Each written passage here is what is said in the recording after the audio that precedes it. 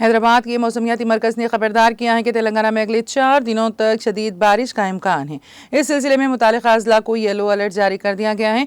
महकमे मौसमियात ने कहा है कि इतवार को भद्राद्री, कुत्तागुड़म, खम्मम, नलगुंडा, सूर्यापेट, रंगारेड्डी, विकाराबाद, महबूबनगर, नागर कर्नूल, वनपर्ती और नारायणपेट अजला में मूसलाधार बारिश होने का इम्कान है।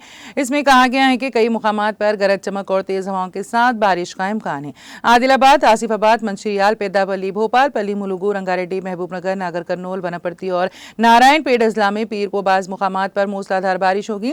मंगल को आदिलाबाद, निर्मल, निजामाबाद, जगतियाल, जनगांव, सिद्दीपेट, रंगारेड्डी, विकाराबाद, मेदक, कामारेड्डी, महबूबनगर, नागर कर्नूल, वनपर्ती, नारायणपेट और जोगू, लामबाग, गढ़वाल अजला में मूसलाधार बारिश का इम्कान है। दरियासना गुज़िश्ता 24 घंटों के दौरान तेलंगाना के कई अजला में दरमियानी से भारी बारिश रिकॉर्ड की गई है। यादाद्री, भुवनगिरी में सबसे ज्यादा 10 सेंटीमीटर बारिश रिकॉर्ड की गई। इसके बाद संगारेड्डी जिले के देगवाल में 9 सेंटीमीटर बारिश रिकॉर्ड की गई।